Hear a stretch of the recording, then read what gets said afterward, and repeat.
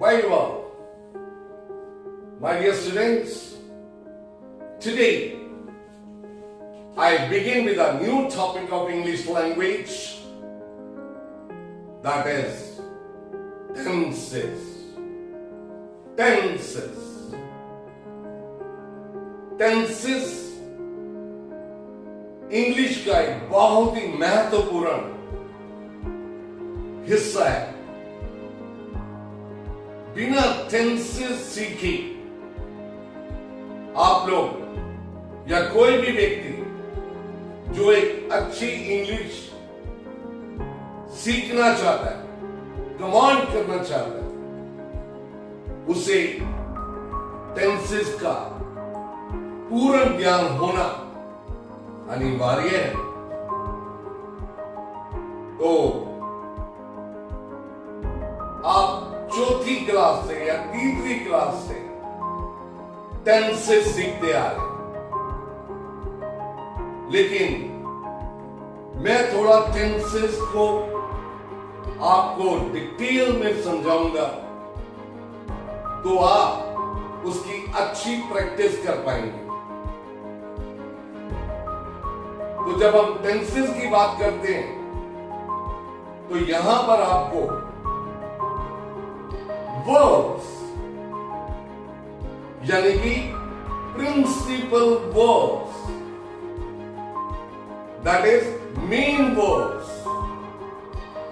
Like go, went, gone, going,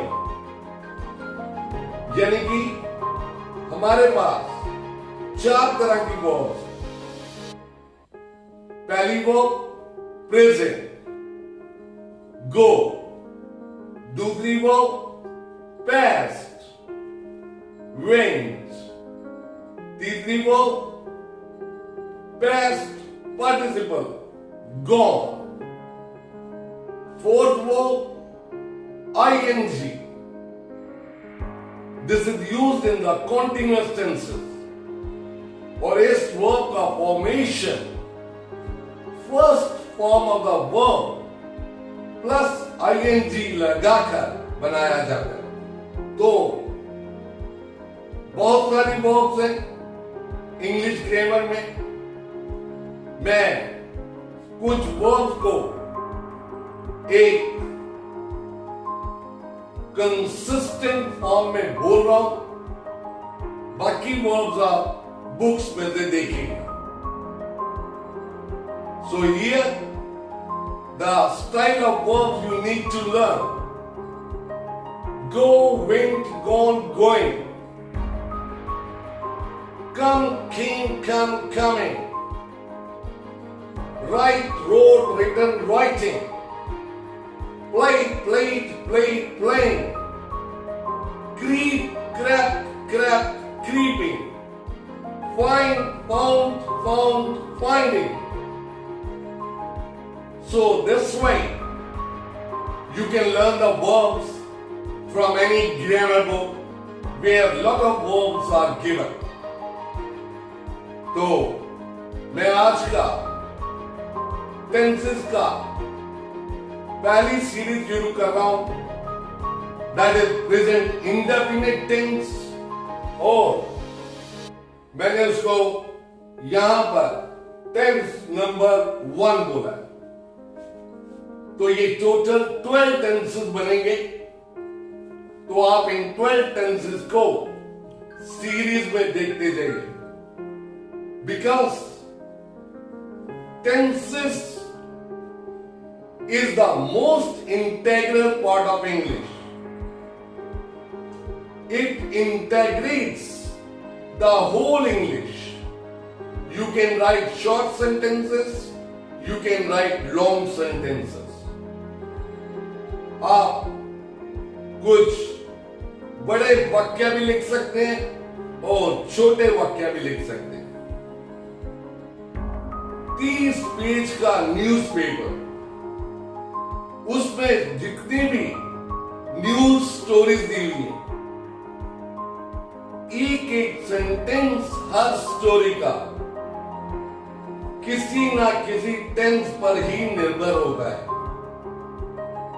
बिना tense के कोई सेंटेंस बन ही नहीं सकता, और बिना वर्ब के यानी कि एक्शन वर्ब टाइम को हम प्रस्तुत ही नहीं कर सकते। तो इसलिए टेंस और वर्ब दोनों समय को दर्शाता है कि वो एक्शन किस समय होता है या हुआ है या हुआ था या भविष्य में होगा। तो टेंसेस के साथ साथ एक्शन यानी कि वर्ब्स का बहुत बड़ा रोल है। तो चलिए मैं आज का पहला टेंस शुरू करता हूं। Tense number 1, that is present indefinite. सबसे पहले आप प्रेजेंट इंडेफिनिट की डेफिनेशन को माइंड में बिठाइएगा। Present indefinite tense is used to express an action, to reflect habitual fact and universal truth. Habitual fact यानी कि जो आदतें होती हैं, चाहे वो व्यक्ति की हो चाहे वो नेचर की, और यूनिवर्सल ट्रुथ जो भी हमें प्रकृति ने दिया है या रेगुलर देती रहती है प्रकृति, वो सभी एक्शन प्रेजेंट इंडेफिनिट टेंस के साथ ही यूज होते हैं। अब आपने जब प्रेजेंट इंडेफिनिट के सेंटेंसेस को फॉर्म करना है तो आपने सब्जेक्ट सिंगुलर है तो वो सिंगुलर सब्जेक्ट के ही हिसाब से आएगी, और यदि सब्जेक्ट प्लूरल है तो वो प्लूरल सब्जेक्ट के ही अनुसार प्रयोग की जाएगी। अब जब सब्जेक्ट सिंगुलर होगा तो हम first form of the principal verb के साथ एस और ईएस का प्रयोग करेंगे,